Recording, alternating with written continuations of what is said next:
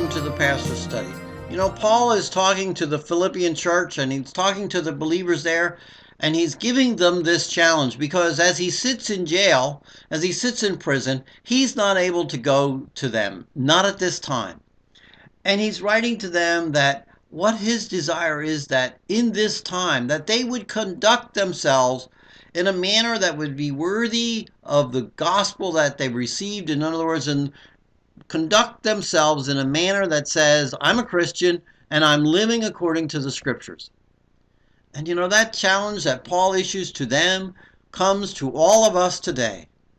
When we tell people that we work with, or when we tell people that are our neighbors, when we tell people that we're around that we are a Christian, it should mean that we live in a manner that honors that name of Christ.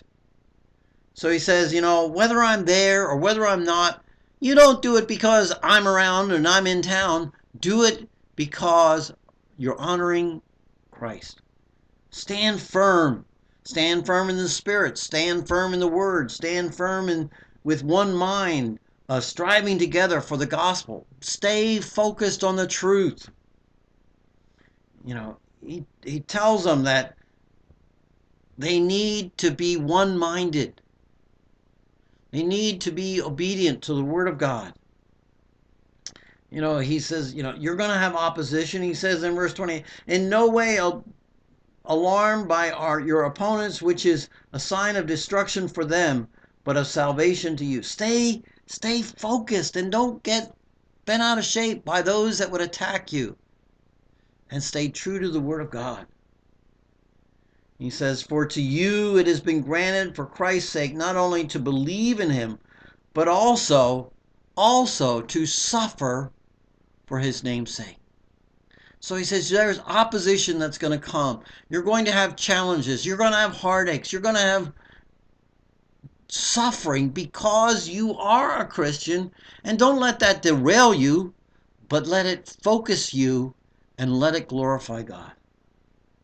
So that out of this difficulty, he says that you see what's going on in my life and you incorporate it in your life.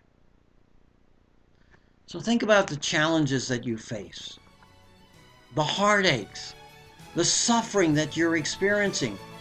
Some of it because you claim to be a Christian. He says that's okay.